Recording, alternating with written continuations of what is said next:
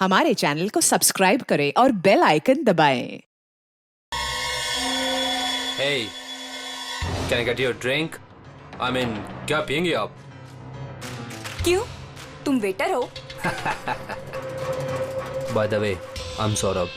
और आप? देखो, अगर तुम इस दुनिया के अकेले लड़के होते, तब भी मैं तुम पे कोई इंटरेस्ट नहीं दिखाती। तो ये नाम वाम पूछ के टाइम वेस्ट करना बंद करो। Can you hear me? Tanisha, network कैसे चला गया?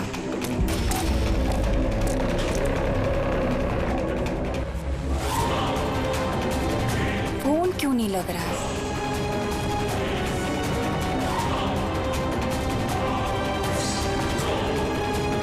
हेलो आयशा, आयशा तुम्हें मेरी आवाज आ रही है?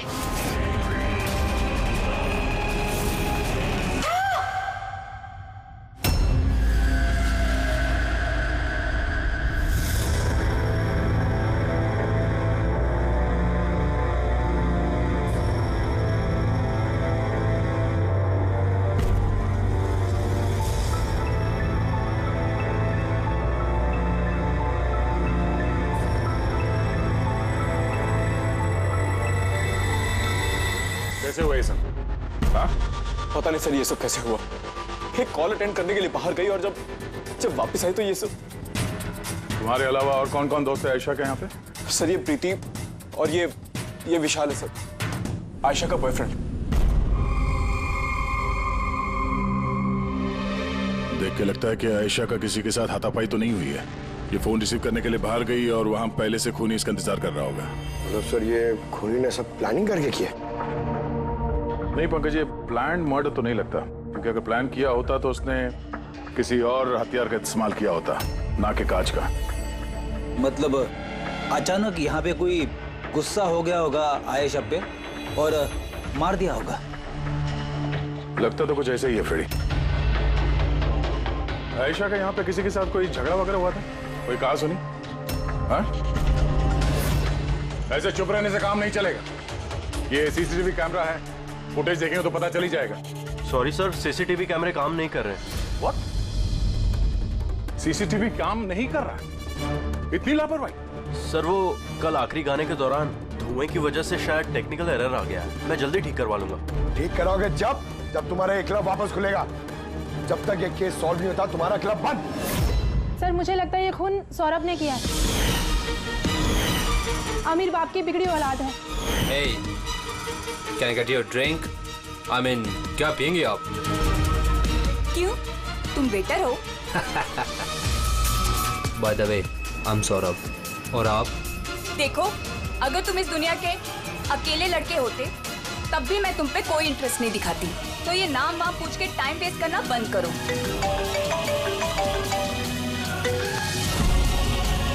और जब आयशा ने उसे टेढ़ा जवाब दिया तो वो गुस्से में उसके पीछे पीछे बाहर तक गया था। सौरभ का? सर वो तो नहीं है। तुमसे कहा था ना मैंने, कोई भी इस क्लब से बाहर नहीं जाएगा। सर जाने नहीं दिया, शायद वो जुर्म करने के बाद ही चला गया, आयशा के अंदर आने से पहले। आयशा और सौरभ बाहर किस तरफ गए थे? सर उस तरफ।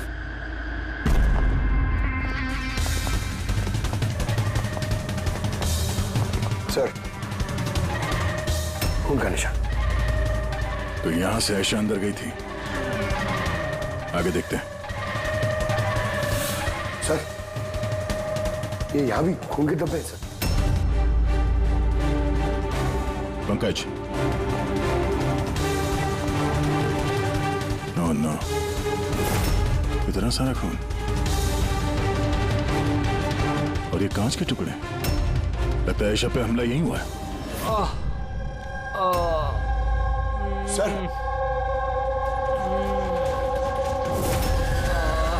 और नो, कहीं सौरभ तो नहीं? इसकी हालत बहुत खराब है, एम्बुलेंस को फोन करो जल्दी। इस क्लब में इतने सारे लोगों के बीच एक लड़की का खून हो जाता है। बाउंसर्स का अता पता नहीं, सीसीटीवी कैमरा है पर काम नहीं कर रहा। और तो और यहाँ पे किसी ने कुछ होते हुए देखा नहीं है ना। कमाल की बात। आयशा मुझे छोड़कर नहीं जा सकती, हमें आना ही नहीं चाहिए था। विशाल प्लीज, अपने आप को दोष मत दो। प्लीज संभालो अपने आप को। आपकी सहेली का यहाँ खून हुआ है और आपका ये रवैया। हैं? अब तक यहाँ जो कुछ भी हुआ है उससे ये लगता है कि खूनी यहाँ पर आयशा को मारने के इरादे से तो नहीं आया था, तैयारी के साथ नहीं आया था। यहाँ इस क्लब में कुछ ऐसा हुआ जिसकी वजह से वो गुस्सा हो गया और उसने आयशा का खून कर दिया और साथ में सौरभ पे भी हमला किया। मुझे लगता है कि वो खूनी आप सब में से कोई एक है। बड़ी पंकज, यहाँ जितने हैं सबके डिटेल्स ले लो। माफ कीजिएगा रहमा जी, मैंने अपनी तरफ से बहुत कोशिश की, लेकिन अब मैं आपकी और ज्यादा मदद नहीं कर पाऊंगा। इट्स ओके डॉक्टर, आपसे जो कुछ भी बन पड़ता था आपने सब कुछ किया। अब हम इससे ज्यादा और क्या कर सकते हैं?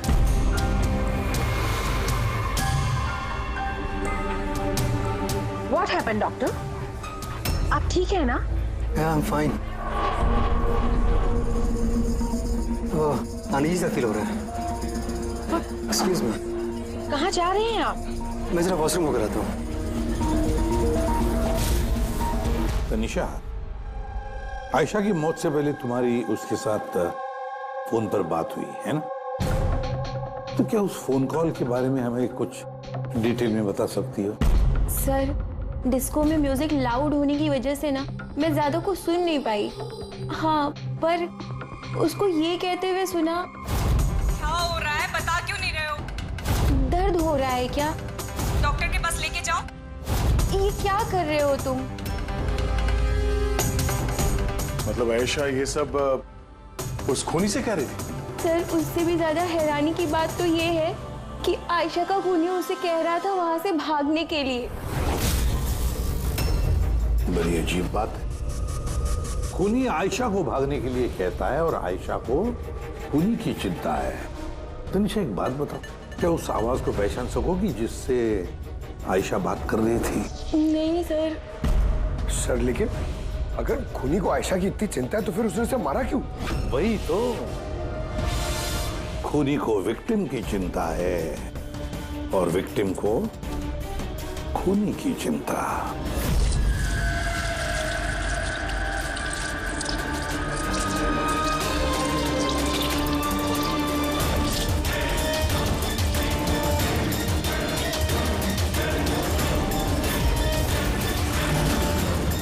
क्या कर रहे हो तुम? क्या चाहिए तुम्हें?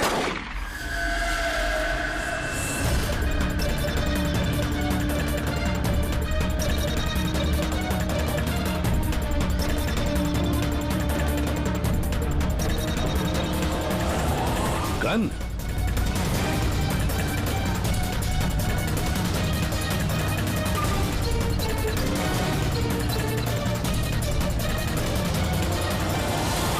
सर, इसके सर पे जो गोली लगी है उसके अलावा इसके पूरे शरीर पे कहीं भी चोट के कोई निशान नहीं है। ऐसा लगता है कि खूनी अचानक यहाँ पे आके इन पे गोली चला दी। ऐसे हुआ होगा। ये देखो, यहाँ भी खून है। एक बात समझ में नहीं आ रही सर, खूनी गन यहाँ छोड़ के क्यों गया? वो तो अपने साथ लेके भी जा सकता था गन को। वही तो बड़ी अजीब बात है कि खूनी ये गन यहाँ क्राइम सीन पर छोड़कर क्यों गया?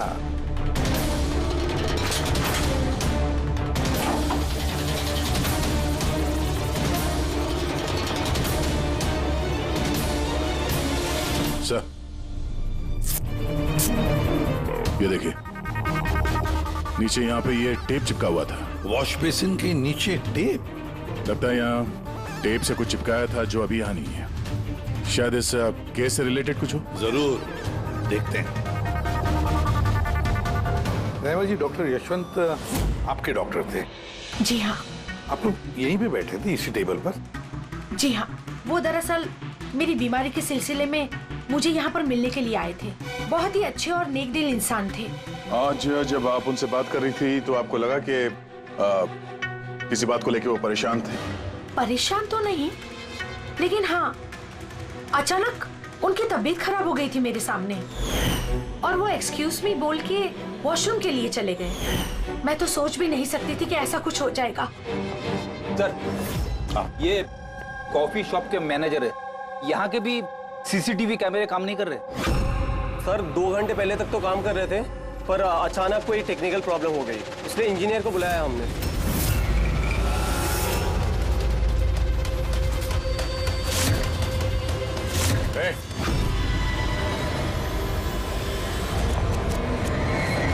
रुको जरा यहाँ ना। हेलो सर, कैसे हो आप? मेरा हालचाल छोड़ो, अपने सुनाओ। तुम दोनों यहाँ क्या कर रहे हो? वो ऐसे ही टहलने आए थे। कॉफी शॉप में टहलने आए थे? कल रात तुम्हारी सहेली का खून हो गया, तुम्हारा दूसरा दोस्त रो रो के उसका बुरा हाल है, और तुम दोनों यहाँ कॉफी शॉप में टहलने आए। तो यहाँ पर भी एक खून हो गया। ये कैसा संयोग है, हैं? सच में संजोगी है सर, क्योंकि हम तो जानते भी नहीं कि डॉक्टर यशवंत है कौन। हेलो, ले आओ उसे ब्यूरो। ओके जी, okay, thank you very much. पता है पंकज, बहुत सारे लोग थे डिस्को में जब आयशा का खून हुआ, और एक एक का फोन ट्रैक करना कि मर्डर के वक्त आयशा और यशवंत के पास तो नहीं था कोई। ये मेरी तो आंखें दर्द करने लगी है।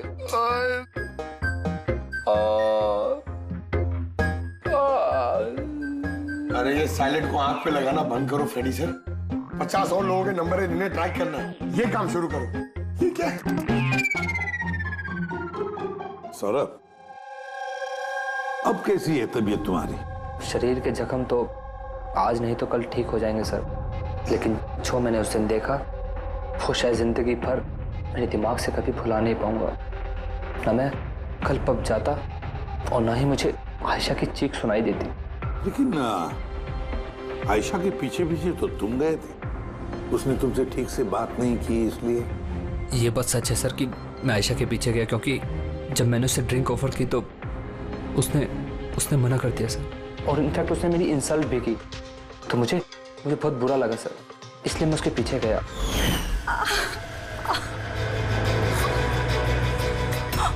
माय गॉड, किसने किया ये सब? चलो तुम हॉस्पिटल लेके चलता हूँ। हे रुक,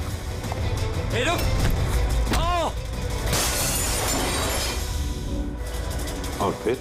मुझे अभी भी याद है कि सर जब मैंने उसकी कलाई पकड़ी तो बिल्कुल भी नॉर्मल नहीं थी, वो आम इंसानों जैसी कलाई थी ही नहीं। मुझे बिल्कुल अजीब सा एहसास हुआ sir.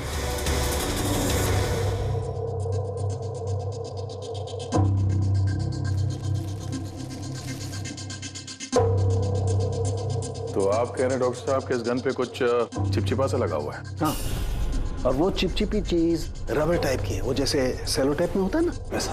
Cello tape gun?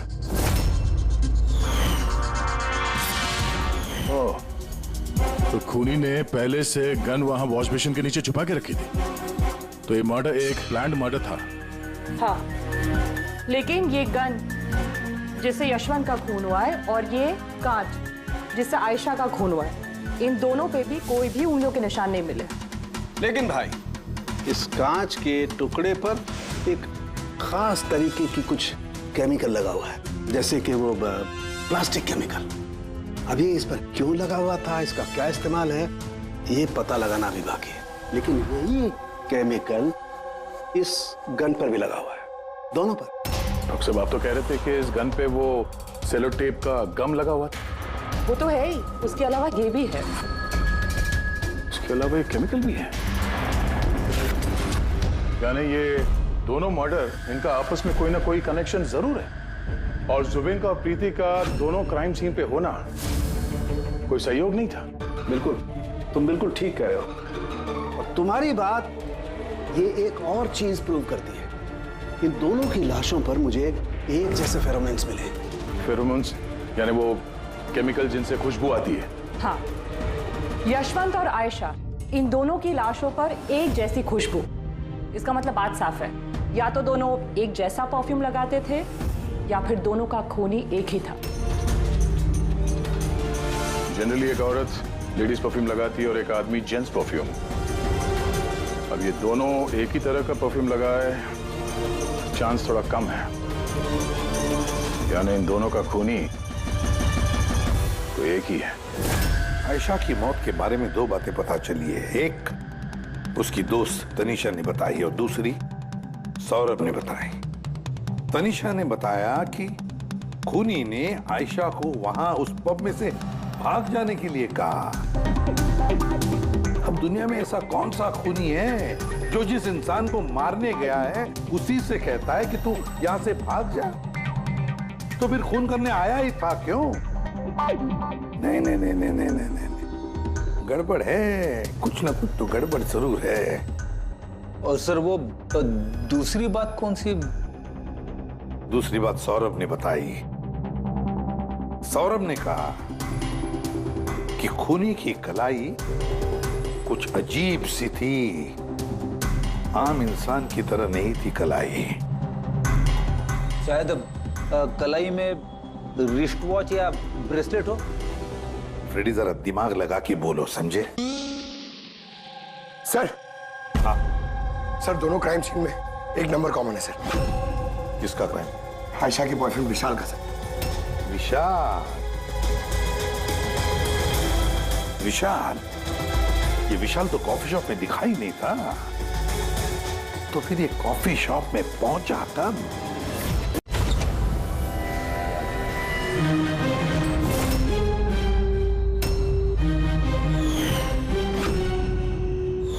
Raima जी, आप और यहाँ? अब सर ये मेरा ही घर है, लेकिन आप लोग यहाँ पर कैसे? डॉक्टर यशवंत के खूनी के बारे में कुछ पता चला? रहमा, ये लोग कौन है? सीआईडी ऑफिसर्स हैं। सर प्लीज आप लोग आइए ना, प्लीज कम। सीआईडी? और सर ये मेरे हस्बैंड हैं और ये मेरा छोटा बेटा संदीप। और बड़ा बेटा विशाल, वो कहाँ है? लेकिन बात क्या है सर? मनन जी, बात यह है कि हमें शक है कि डॉक्टर यशवंत और आयशा के खून में हमें लगता है शायद विशाल का कोई हाथ है। ये आप क्या कह रहे हैं? आरोप साबित नहीं हो पाया, किसी को पकड़ नहीं पाया, तो किसी को भी फंसा देंगे आप? देखिए, सीआईडी का काम है मुजरिम तक पहुंचना, ना कि किसी बेगुनाह को पकड़ के ये केस बंद कर देना। अब जरा प्लीज विशाल को बुलाइए। भैया खून नहीं कर सकते, अब प्लीज उन्हें पकड़ के लेके नहीं जाना। संदीप बेटा, हम तुम्हारे भैया को पकड़ने नहीं आए और ना हम ये कह रहे हैं कि तुम्हारे भैया ने कुछ किया है। हम तो तुम्हारे भैया से कुछ सवाल करने वाले हैं, और क्या।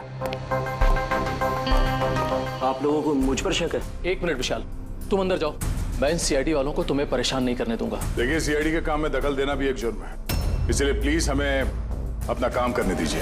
विशाल,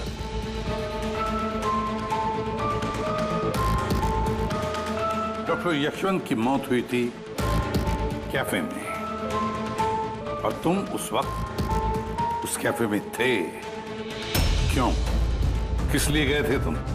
सर, मैं तो वहां पर जुबैन और प्रीति से मिलने गया था। मुझे नहीं पता था कि यशवंत अंकल वहां पर मम्मी से मिलने आने वाले हैं। आयशा के साथ तुम्हारी अनबन चल रही थी ना? मुझे बहुत बड़ा सदमा लगा है उसकी मौत का। पता नहीं उसके बिना मेरी लाइफ अब कैसे कटेगी। मैं कुछ दिन अकेले रहना चाहता हूँ। ठीक है, जा सकते हो तुम।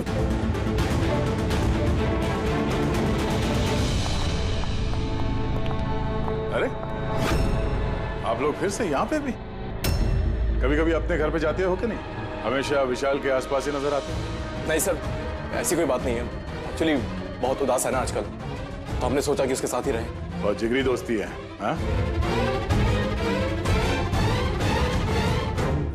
जुबीन, प्रीति, विशाल, कड़ी नजर रखनी पड़ेगी इन तीनों पर।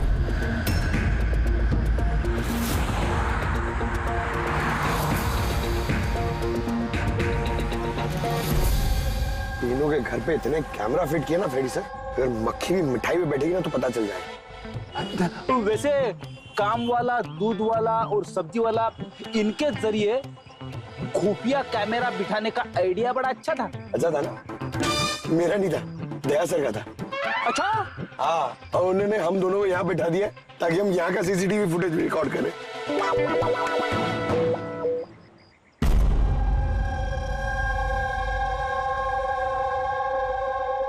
अरे बॉस, बॉस एक बहुत ही बड़ा सुराग हाथ लगा है जो इस केस की जड़ तक पहुंचा सकता है हमें। तू तो कब बताएगा? अरे बता रहा हूँ ना। तुम्हें बताना जल्दी यार। अरे यार सांस तो लेने दो। तुम्हें याद है वो टूटे हुए ग्लास पर और गन पर मुझे वो प्लास्टिक केमिकल मिला था?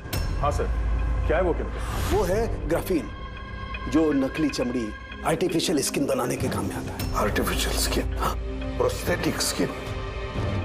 Prosthetic skin, prosthetic. दया, याद है सौरभ ने क्या बताया था कि खूनी के हाथ में उसने कुछ अजीब सा देखा था।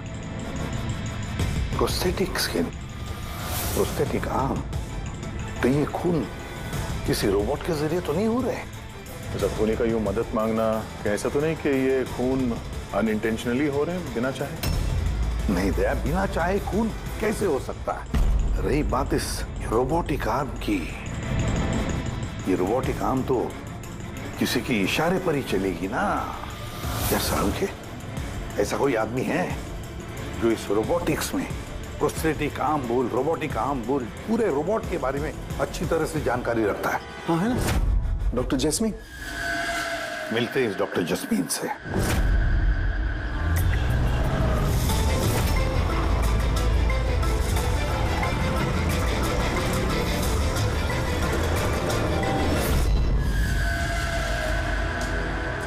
डॉक्टर जैस्मीन, हम ये जानना चाहते हैं कि अगर ये ऐसा वाला प्रोस्थेटिक हाथ लगाया हो, रोबोटिक आर्म, तो क्या वो आर्म, वो हाथ किसी दूसरे के इशारे पर काम कर सकता है? मतलब नकली बाजू लगाया गया है ए को, लेकिन इस बाजू से क्या काम करवाना है इसका कंट्रोल ए के पास नहीं बल्कि बी के पास है। क्योंकि हमें शक है कि इस केस में खूनी खून अपनी मर्जी से नहीं कर रहा है, कोई और उससे करवा रहा है। सर ये सुनने में जितना मुश्किल है दरअसल नामुमकिन नहीं है। चैनिश, जरा दामिनी को अंदर भेजो। हाँ, वही मरीज जिसका कल टेस्ट हुआ था। मरीज?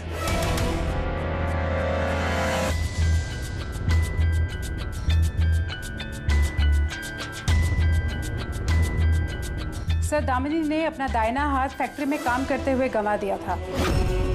हाँ सर, मशीन में आ गया था मेरा हाथ, इसलिए हमने इसे ये लू काम लगाया है, जिसका कंट्रोल इंसानी दिमाग के पास ही है। एक नकली बाजू इंसानी दिमाग के जरिए काम कर रहा है, मगर कैसे?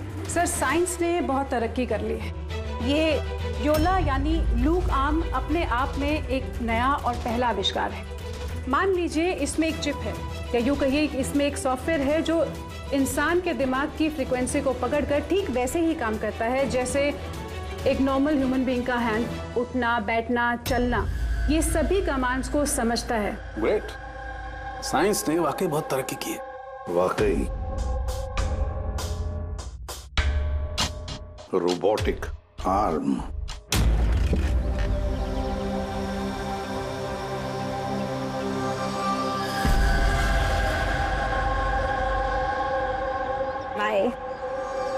वहाँ हक कर रहा है, इधर हम दोनों गाड़ी में बैठे हुए।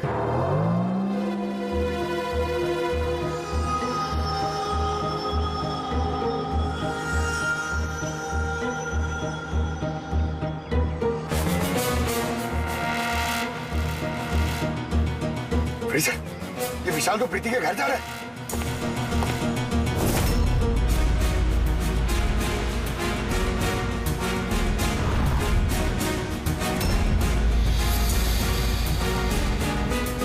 विशाल, तुम टेंशन मत लो, किसी को कुछ भी पता नहीं चलेगा। हम कोई ना कोई रास्ता निकाल लेंगे, ओके? ये लो, कॉफी पी लो।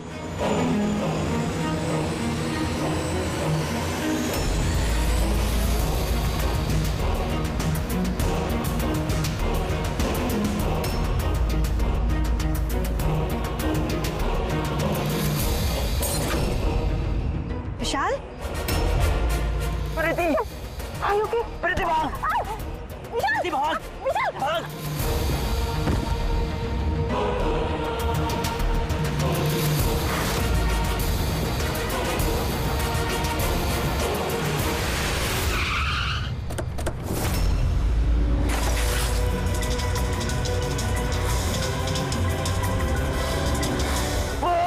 विशाल, नहीं,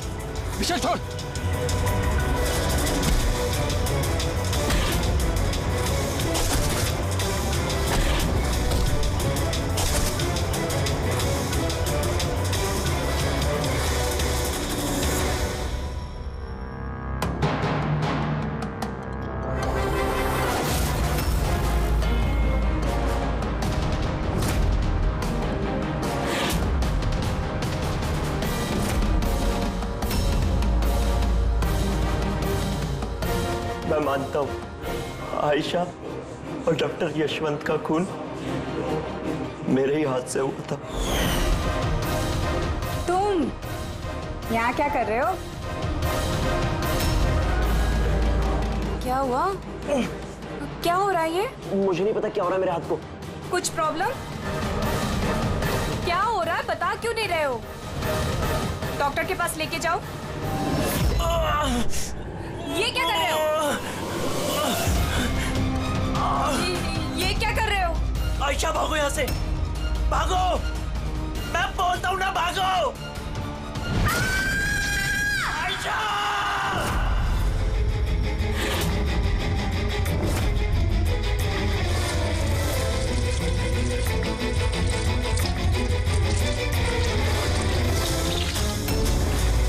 डॉक्टर निकलो यहाँ से। क्या कर रहे हो तुम? डॉक्टर निकलो यहाँ से। क्या चाहिए तुम्हें? डॉक्टर यहाँ से जाओ। डॉक्टर देखो गोली भी चला रहे हो तुम। डॉक्टर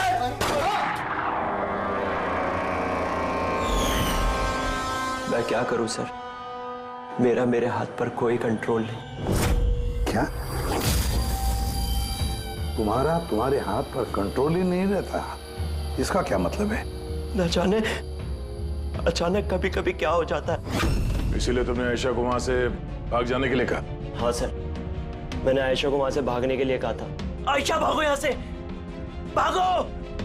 और मैंने पूरी कोशिश करी थी कि मैं डॉक्टर यशवंत पर गोली ना चलाऊं। डॉक्टर यहाँ से जाओ। एक बात बताओ, क्यों गए थे तुम कैफे में? मैं वहां पर डॉक्टर यशवंत से अपना हाथ फिक्स कराने गया था और जुबीन, प्रीति मेरी मदद कर रहे थे क्योंकि मैं अपने घर पर नहीं बता सकता था कि आयशा का मेरे हाथों से खून हुआ। मैं जानता हूं सर, मेरी बात पर यकीन करना बहुत मुश्किल है, लेकिन सच यही है, खून मैंने नहीं बल्कि मेरे हाथ ने किया है। डॉक्टर जस्मीन, ये विशाल जो कह रहा है क्या ये सच है? मेरा मतलब है, क्या ये मुमकिन है कि एक रोबोटिक आर्म अपना ही दिमाग डेवलप करता है और फिर उसी दिमाग को लगा के कुछ भी कर सकता है? चांसेस कम है सर, मगर हाँ, अगर हाथ के अंदर लगे इस सॉफ्टवेयर को कोई हैक कर ले तो ऐसा हो सकता है। क्या प्रोस्थेटिक हाथ में लगा हुआ सॉफ्टवेयर हैक किया जा सकता है? हाँ दे, हैक हो सकता है, पॉसिबल है। जब हैकर इस नकली हाथ की चिप हैक कर लेता है तो ये नकली हाथ उस आदमी के दिमाग से नहीं चलता जिसके शरीर में ये लगा है, बल्कि ये नकली हाथ चलता है हैकर के दिमाग से। मतलब किसी ने विशाल के इस रोबोटिक आर्म के सॉफ्टवेयर को हैक किया और फिर उससे खून करवाया। सर, इससे अच्छा तो मैं एक बाजू के सहारे ही अपनी जिंदगी काट लूं, जो हाथ दूसरों की जान का दुश्मन बन जाए। ऐसा हाथ मुझे नहीं चाहिए सर। विशाल, एक बात बताओ, जब तुम्हारा ये हाथ तुमसे कहता है कि वो किसी को मारना चाहता है, तब तुम क्या सोचते हो? क्या होता है तुम्हारे दिमाग में? कैसी अवस्था होती है तुम्हारी? सर, 2-3 मिनट लगते हैं। मैं पूरी कोशिश करता हूं अपने हाथ को काबू में करने की, लेकिन 2 मिनट के बाद जीत मेरे हाथ की होती है सर।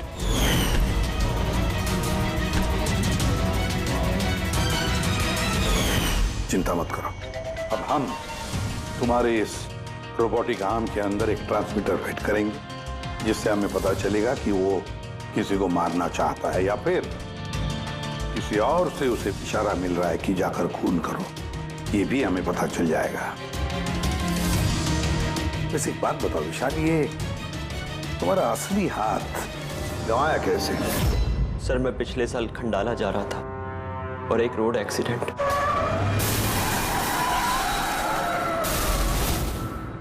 बस। जिंदगी में हमें कई बार इम्तिहान देना पड़ता है। सर, मेरे इम्तिहान तो खत्म होने का नाम ही नहीं ले रहे हैं। जब नकली हाथ के साथ जिंदगी जीने की आदत डाली तो उसी नकली हाथ ने मेरी जिंदगी बर्बाद कर दी। विशाल, तुमसे वादा करता हूं कि ना तुम्हें एक हाथ के साथ जिंदगी गुजारनी पड़ेगी और ना ही वो असली मुजरिम आजाद घूम पाएगा।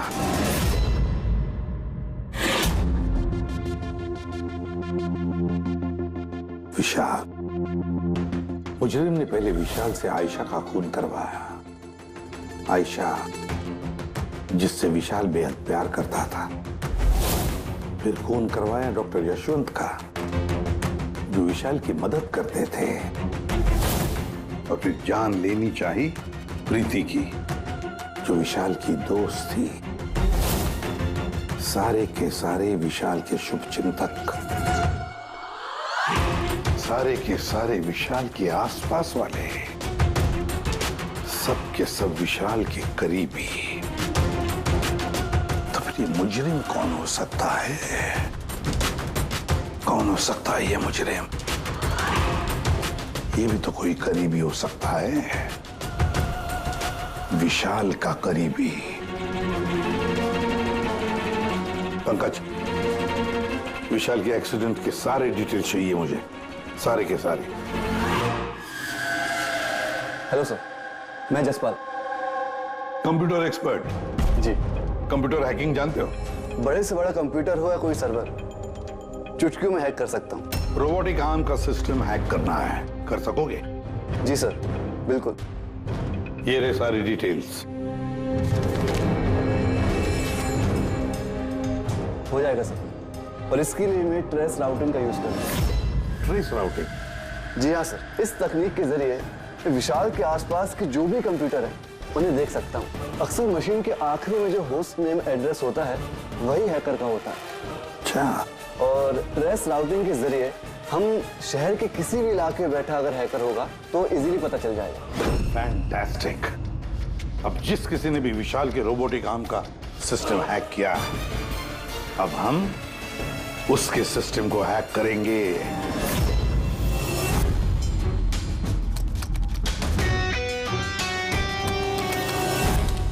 ये देखिए सर, इस वक्त विशाल के आसपास ये सारे कंप्यूटर चालू हैं और इन्हीं में से एक कंप्यूटर है उस हैकर का। बस एक बार पता चल जाए वो कंप्यूटर कौन सा है, फिर हमारा काम आसान हो जाएगा। जसपाल जल्दी करो, हमारे पास वक्त बहुत कम है। विशाल ने आज मुझे घर पे क्यों बुलाया है? अंकल आंटी भी नहीं है और पता नहीं क्या बात है।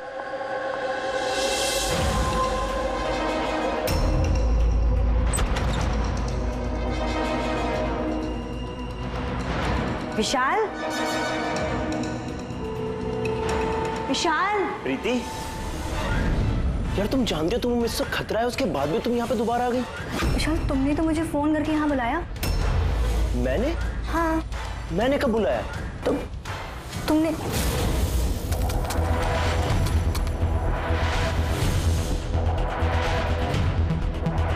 वो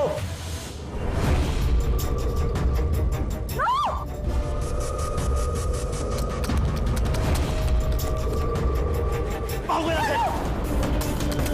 विशाल, विशाल प्लीज भागो यहाँ से। Vishal please, Vishal, Vishal please.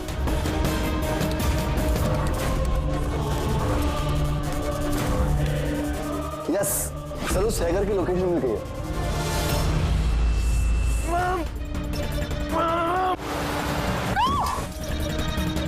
Vishal, no, विशाल, विशाल।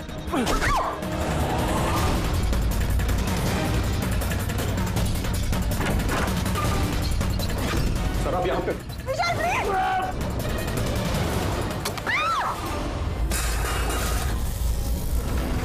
बहुत हो गई हैकिंग।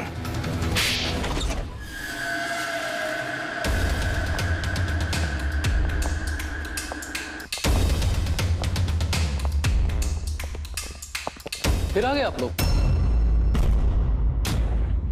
अब ये मत कहिएगा कि आप विशाल को पकड़ने के लिए आए। जी नहीं, हम विशाल को पकड़ने नहीं आए, खूनी को पकड़ने के लिए, जो इस वक्त यहाँ पर मौजूद है। खूनी और यहाँ पर क्या कह रहे हैं आप? अब अपना झूठा इल्जाम आप किसके ऊपर लगाने आए हैं? मनन जी, पिछले साल एक गाड़ी का एक्सीडेंट हुआ था खंडाला में। 3 लोग थे उस गाड़ी में। 22 साल का लड़का विशाल, 15 साल का बच्चा संदीप और 9 साल की छोटी बच्ची सोनिया। गाड़ी विशाल चला रहा था। कार का एक्सीडेंट बहुत बुरा था। बच्ची सोनिया की जगह पे मौत हो गई और संदीप संदीप पैरालाइज हो गया, ये अभी चल नहीं सकता। ये सब आपको कैसे पता चला अंकल? इस एक्सीडेंट में सबसे कम चोट लगी विशाल को। हालांकि जो चोट लगी वो कम नहीं, विशाल को अपना हाथ गंवाना पड़ा। वैसे विशाल आपका सौतेला बेटा है ना? सर विशाल मेरे लिए सगे से भी बढ़कर है। सर आई रिक्वेस्ट यू, आप विशाल के लिए सौतेला शब्द यूज मत कीजिए सर। आई एम सॉरी मनन जी। काश सभी माता पिता आप जैसा विचार करते हैं। काश रहमा जी ऐसा विचार करती है ना रहमा जी? वैसे आपके मन में बहुत गुस्सा है ना विशाल के लिए, क्योंकि विशाल की वजह से आपको अपनी सगी बेटी गंवानी पड़ी और आपका सगा बेटा जिंदगी भर चल फिर नहीं सकता। आप क्या कहना चाहते हैं? हम क्या कहना चाहते हैं वो अभी पता चल जाएगा। पंकज,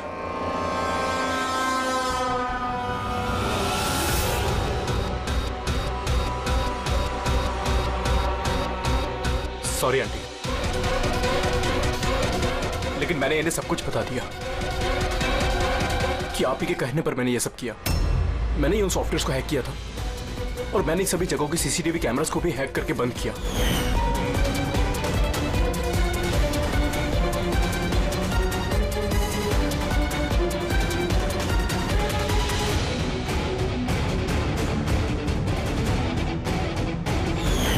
विशाल से बदला लेने के लिए पहले उसकी गर्लफ्रेंड को मारा, उसके बाद उस डॉक्टर को जो विशाल की मदद कर सकता था,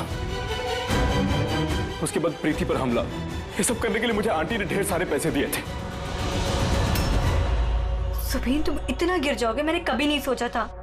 चलिए, सच्चाई अब आप सबके सामने आ ही गई है, तो मैं आप सबको यह भी बता दूं कि मैं तुम्हें मारने के बाद खुद मनन को भी मारने वाली थी, क्योंकि जिस तरह से मेरे अपनों ने चोट खाई है, मैं भी चाहती थी कि विशाल भी उसी दर्द से गुजरे, उसे भी उतनी ही तकलीफ हो। वो एक्सीडेंट था, एक गलती। गलती? तुम्हारी एक गलती की वजह से मेरी पूरी जिंदगी में अंधेरा छा गया। तुमने लापरवाही से गाड़ी चलाई और सजा किसको मिली? मुझे और मेरे बच्चों को। मम्मी, मैंने हमेशा तुम्हें मां नहीं भगवान समझा। अगर ये सब करके तुम्हें सुकून मिल रहा था तो मुझसे एक बार कहा तो होता, मैं अपनी जान दे देता। मुझे तुम्हारी जान नहीं चाहिए थी, मैं तो तुम्हें जीते जी दुख भरी जिंदगी देना चाहती थी। और आप सब मुझे दोष नहीं दे सकते, क्योंकि मैंने जो कुछ भी किया वो मैंने ममता के लिए किया। रहमा जी, मां इतना हल्का शब्द नहीं जो किसी औरत को मुजरिम बना दे। अरे मां तो वो होती है जो सिर्फ अपने ही नहीं दूसरों के बच्चों को ममता, प्यार और स्नेह से देखती है। विशाल भले तुम्हारा सगा बेटा नहीं था, लेकिन बेटा तो था ना, वो तुम्हारे परिवार का हिस्सा था। वो कोई मां अपने बेटे से बदला कैसा ले सकती है? हाँ? वो भी इस तरह का बदला। दो लोगों को जाने गंवाई पड़ी। नहीं रायमा जी, बहुत गलत किया तुमने, बहुत गलत। कानून तुम्हें कभी माफ नहीं करेगा, कभी माफ नहीं करेगा। कड़ी से कड़ी सजा होगी तुम्हें।